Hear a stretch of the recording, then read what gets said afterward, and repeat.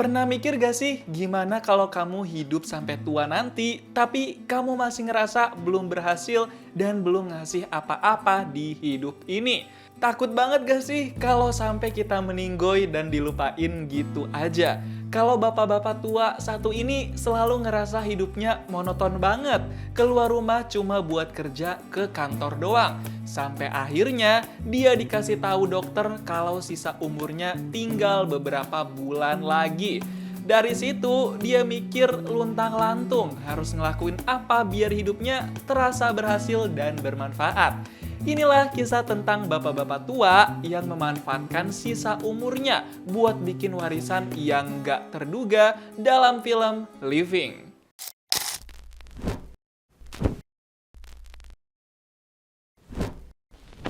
Cowok muda ini namanya Peter Wakeling, diperanin sama Alex Sharp. Kita panggil aja Peter. Dia nih anak magang di kantor birokrat pemerintahan.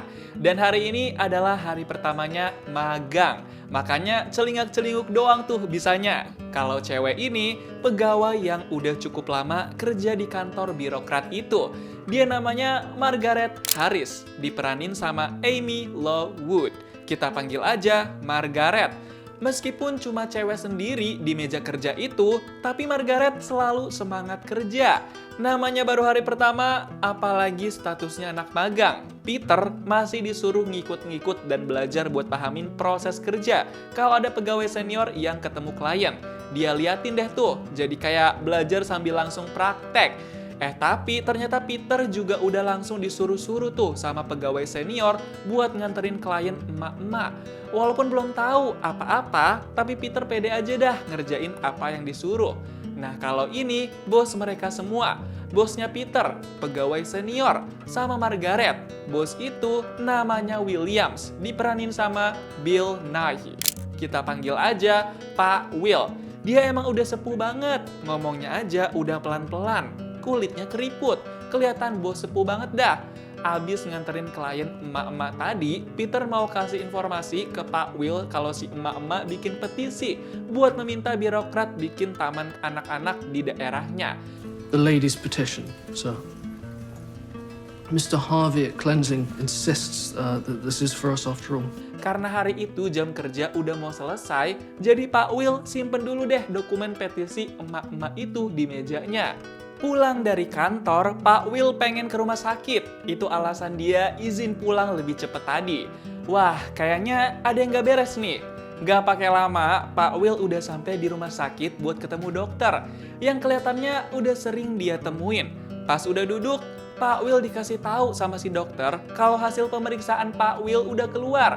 Dan dokter bilang, menderita penyakit yang dialami Pak Will emang gak akan pernah mudah diterima. It's never easy, this. Quite. Pak Will cuma bisa shock sama apa yang diomongin dokter. Pas udah sampai rumah, Pak Will banyak bengong, ngelamun, ngegalau. Dari mukanya kelihatan melas dan sedih banget dah pokoknya. Pas anak sama menantunya pulang pun, dia nggak berani buat nengok ke belakang. Pak Will takut ketahuan dan kelihatan lagi sedih dan nyimpen beban. Besoknya, Pak Will terlambat datang ke kantor. Padahal biasanya Pak Will nggak pernah telat. Tapi hari itu udah agak siang pun Pak Will belum datang-datang juga. Ternyata Pak Will malah lagi nongkrong di kafe sama orang random. Bukan cuma itu doang, Pak Will juga random banget cerita sama orang asing itu kalau umur dia tinggal 6 atau 9 bulan lagi. 8 or 9 at a stretch. I'm so sorry. Pak Will nggak ada sedih sama sekali pas cerita sama orang random itu. Yang dia rasain cuma bingung. Dia nggak tahu harus berbuat apa. Pak Will sampai bilang kalau dia ambil setengah dari uang tabungannya buat seneng-seneng dan menikmati hidup. Tapi justru dia malah tambah bingung harus ngapain aja. Karena yang dia rasain cuma rasa takut. Akhirnya malam itu Pak Will nyoba ke bar buat minum-minum santai sama si orang random itu. Pak Will mau coba nikmatin waktu dan momennya. Nggak cuma itu, Pak Will juga main ke tempat game buat iseng-iseng berhadiah sama si orang random. Pak Will kelihatan lumayan seneng tuh bisa main game kayak anak kecil lagi. Sampai akhirnya Pak Will lanjut ke kafe lain yang ada live musiknya. Dan dia request lagu buat nyanyi lagu lawas sama pemain piano di situ. Pak Will bener-bener kelihatan beda. Hidupnya yang monoton di kantor berbanding terbalik sama apa yang dia lakuin sekarang. Sampai-sampai Pak Will teler di kafe malam itu. Dia bener-bener ngehabisin hari itu cuma dengan seneng-seneng doang. Besoknya Margaret ketemu sama Pak Will di pinggir jalan. Margaret langsung samperin Pak Will dan tanya-tanya Pak Will, kemana aja 2 hari gak masuk kerja ke kantor? Tapi karena belum berani kasih tahu soal penyakitnya, Pak Will cuma bilang kalau dia baik-baik aja. Di situ Margaret bukan cuma sekedar kebetulan ketemu. Margaret bilang kalau dia pengen resign dan minta surat rekomendasi dari Pak Will buat tempat kerja dia berikutnya. Pak Will mau-mau aja kasih surat rekomendasi, tapi dia juga ngajak Margaret buat makan bareng di restoran sambil ngobrol-ngobrol. I was thinking of treating myself to a light lunch at Fortnum's. If you'd care to join me, I could write your reference over lunch. Really? Why not? Pak Will kayaknya butuh temen banget nih. Untung Margaret mau-mau aja temenin Pak Will tuh, biar bisa dapat surat rekomendasi juga kan. Pas di restoran itu, Pak Will sama Margaret kelihatan nyaman-nyaman aja makan berduaan. Nggak ada kecanggungan. Mereka justru seneng bisa makan banyak di restoran itu dan ngobrol soal masa-masa kerja bareng. Mereka juga jadi lumayan suka bercanda di meja makan restoran itu. Pulang dari restoran itu, Pak Will sama Margaret masih lanjut ngobrol asik di jalan. Namanya juga momen-momen mau berpisah kan, jadi banyakin obrolan, gak apa-apa deh. Suatu hari, Pak Will pernah coba-coba latihan ngomong soal penyakitnya. Dia pengen banget kasih tahu itu ke anaknya sama menantunya. Tapi dia selalu nggak punya nyali. Jadi sampai-sampai dia latihan ngomong sendiri tuh di rumahnya. There's something I should probably talk to you about.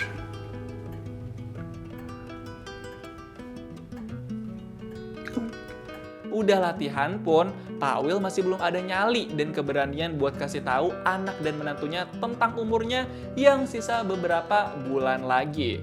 Hari-hari berikutnya, Pak Will masih juga belum masuk ke kantor. Dia belum kerja lagi. Bahkan, sampai bulan berganti pun, Pak Will belum kasih kabar apa-apa ke rekan kerjanya di kantor. Pak Will cuma ngilang aja bagi rekan-rekan kerjanya di kantor. Yang Pak Will lakuin sehari-hari cuma duduk di bangku taman, merenungi hidupnya sendirian. Dia nggak tahu apa yang harus dilakuin di sisa umurnya. Beberapa hari kemudian, Pak Will nggak sengaja ketemu sama Margaret di restoran. Pak Will lihat Margaret lagi kerja jadi pelayan di restoran itu. Pak Will shock dong, kok Margaret resign kerja dari pemerintahan malah mau jadi pelayan restoran. Pas ada kesempatan ngobrol, Pak Will bilang dia heran kenapa Margaret mau jadi pelayan restoran. Margaret cuma bilang kalau dia nanti bakal ada kenaikan jabatan. Jadi emang harus mulai dari bawah. Tapi saat itu juga, Pak Will ngajak Margaret buat nonton bareng di bioskop karena dia butuh teman. Is my picture today? I was merely wishing for a companion. Oh, well. Malamnya, Pak Will beneran jalan bareng Margaret. Tapi Margaret kayak malu-malu gitu tuh deket-deket Pak Will. Takut disangka pacaran kali ya.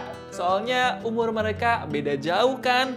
Bukan cuma nonton di bioskop aja, Pak Will sama Margaret juga makan malam bareng di restoran. Margaret awalnya malu-malu kucing karena takut diliatin orang.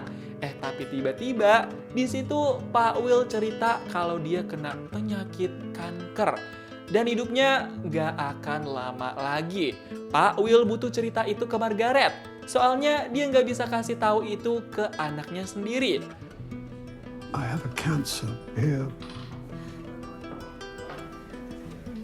Margaret langsung khawatir banget. Apalagi pas tahu Pak Will juga belum kasih tahu apa-apa ke anaknya sendiri.